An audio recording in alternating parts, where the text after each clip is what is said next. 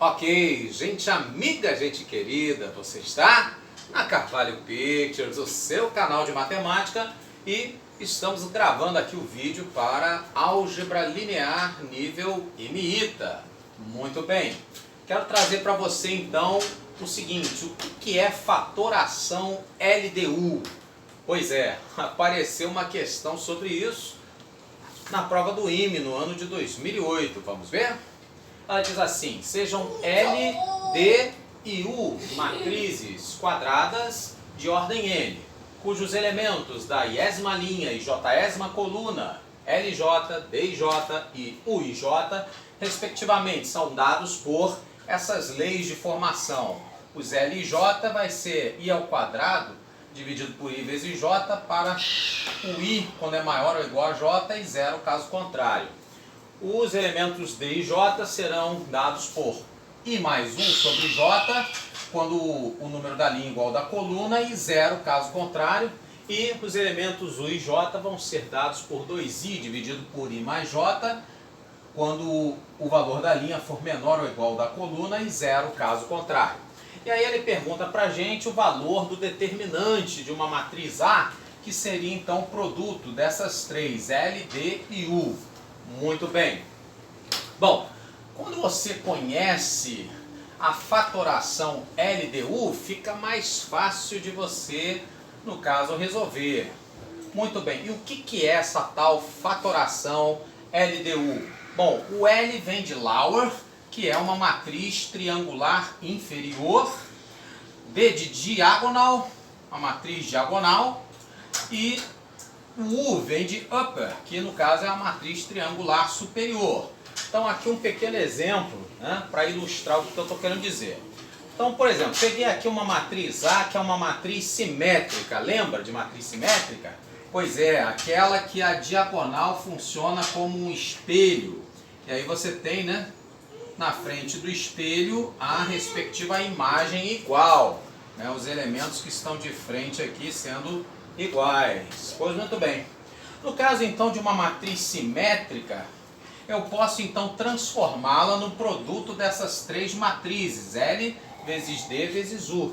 No lugar dessa matriz, uma triangular inferior, uma triangular superior e uma matriz diagonal.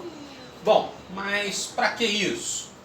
Bom, você vê que, por exemplo, se você olhar para a matriz L e para a matriz U, você pode reparar uma coisinha. Sim, no caso, a matriz U, se você reparou bem, em comparação com a matriz L, ela é o quê? Pois é, ela é a transposta. Ou seja, se você, no caso aí, consegue, né, transformar a matriz A numa matriz escalonada, então você consegue achar essas duas aí tranquilamente. Existe a fatoração LU, né, que seriam só essas duas, tá certo? Mas aí no caso, a fatoração LDU, ela tem um quê a mais, uma coisa muito interessante, que é a seguinte: se eu perguntasse para você os determinantes dessas duas matrizes, tanto da matriz L quanto da matriz U, o que você diria? Reparou? Pois é isso mesmo que você reparou. No caso, então, tanto da matriz L quanto da matriz U, os determinantes valem, sim, são iguais a 1. Ou seja, nesse caso, então, se tiver que achar o determinante dessa matriz A aqui, por exemplo, você consegue facilmente saber através de uma única matriz diagonal, produto dos elementos aí da diagonal. Tá certo? Bom, aí você deve estar pensando, pô, mas precisa desse trabalho todo para achar o determinante de uma matriz A 3x3? Pois é. Bom, isso aqui, é claro, não é feito para matriz desse tamanico, né? Você vai, né, futuro engenheiro, você vai programar o computador para fazer isso, não para essa matriz nanica.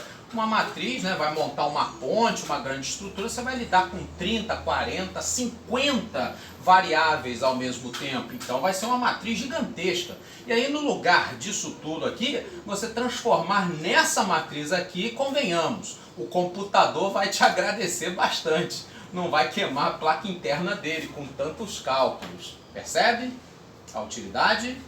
Muito bem. Bom, então você já sabendo disso, o que vai acontecer? Você então, na hora de calcular esse determinante, você calcula ele de maneira simples, extremamente simples. Bom, então aqui, por exemplo, essa estrutura que A é igual a L vezes D vezes U, você já percebeu, né, nos vídeos anteriores que eu gravei, por exemplo, de matrizes semelhantes, se você tem, né, duas matrizes iguais, os dets também serão iguais. Já usamos essa estratégia nos vídeos anteriores. Então, det de A é igual ao det de L du, que pela lei de Binet, né, você pode transformar isso aqui no produto det de L vezes det de D vezes o det de U. Correto? E agora que nós sabemos, né, que o det de L e o det de U valem 1, a coisa então ela se resume a você calcular apenas o quê? A calcular o det da matriz diagonal, da matriz D. Bom, talvez você não esteja acreditando, vamos conferir. Então vamos lá. Então quando eu formo, né, os elementos da matriz L, eu vou obedecer isso daqui, né? I ao quadrado dividido por I vezes J. Então, repara que I ao quadrado dividido por I, isso aqui então ficaria I sobre J, e isso aqui vai ser válido para I igual a J, certo? Pois é. Então, se I é igual a J, quando eu dividir I sobre J, a mesma coisa que dividir I por I, né? Já que os dois são iguais. Então, I dividido por I, nesse caso aí vai dar o quê? Sim, vai dar 1. Ok? Quer dizer, os elementos serão iguais a 1 quando tiver, né, o número da linha igual o da coluna, na diagonal da matriz. Perfeito? No caso, então, se eu pegar, né, a lei de formação aqui da minha matriz U, a U e J, os elementos U e J serão dados por 2I sobre I mais J. Ora, isso é válido para I igual a J, não é? Pois é. Então, se é válido para I igual a J, eu substituir o J aqui por I, né? Vai ficar I mais I, 2I. 2I dividido por 2I, quanto é que vai valer? 1, né? Ou seja, esses elementos que vão estar aqui, ó, nessa diagonal da matriz, o 1, 1, o 2, 2, o 3, 3, até o N por N, todos eles iguais a 1, conforme a gente já tinha batido a tecla aqui no exemplo anterior. Percebeu? Ou seja, quando você já conhece essa estrutura, pouparia muito tempo, né? E aí você já ia direto no cerne, né? No coração da questão, que é achar, no caso aí, o determinante de quem? Da nossa matriz diagonal, ok? Então aqui eu usei, né, a lei de Binet, só para relembrar, né? E aí, como acabei de mostrar aqui, né, testando aqui nos elementos LJ e UIJ, né, quando a linha tem o mesmo número que a coluna são iguais a 1, então no caso aqui que o det de A é igual ao det de D. Pois muito bem. E é justamente isso que ele está querendo, det de A. Então vamos montar, né, no caso aí a nossa matriz D. Né? Como é que seria? Então vai ser I mais 1 sobre J para I igual a J. Então na verdade esses elementos, né, vão ser I mais 1 sobre I, né? Porque se I é igual a J, no caso, então vai ficar I mais 1 sobre I. Então, por exemplo, se for na primeira linha, primeira coluna, o elemento 1, vai ficar 1 mais 1, 2 sobre 1. Então, esse aqui é 2. Se for o elemento da segunda linha, da segunda coluna, o elemento 2, 2, aqui vai ficar 2 mais 1, 3 sobre 2. Se for o elemento da terceira linha, terceira coluna, o elemento 3, 3, aqui vai ficar 3 mais 1, 4 sobre 3. E assim vai, até chegar na última linha, na enésima linha, enésima coluna, o elemento NN, no caso aqui então ficaria N mais 1 sobre N. Ok? Então essa aí seria a nossa matriz diagonal. O restante é tudo zero, né?